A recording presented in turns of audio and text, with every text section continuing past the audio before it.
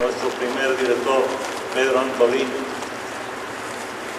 que compuso esta bella canción de un poema de Rosalía de Castro que habla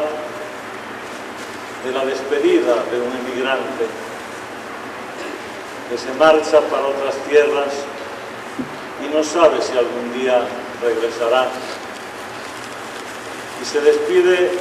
de todo aquello que más quería, de los ríos, de las fuentes, de los pájaros, de todo aquello que no sabe si algún día volverá a ver. El profesor Antolín puso esta canción, cuando le puso música a la letra, quería que antes de interpretar la canción, la coral, yo la recitara. Concretamente me pidió a mí que lo hiciera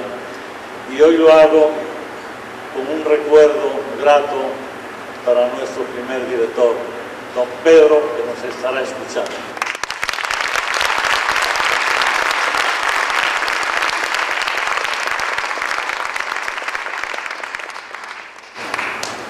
Adiós ríos,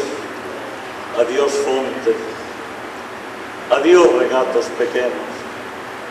adiós vista dos meus ollos, non sei cando nos veremos. Miña terra, terra donde meu criei, portiña que quero tanto, figueiriñas que plantei, prados, ríos, arboredas,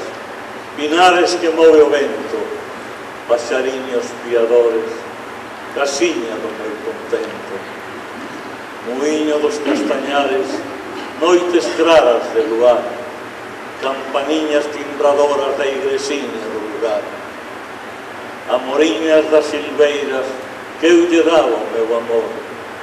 caminiños antromillo, adiós para sempre. Adiós ríos, adiós montes, adiós regatos pequeños, adiós vista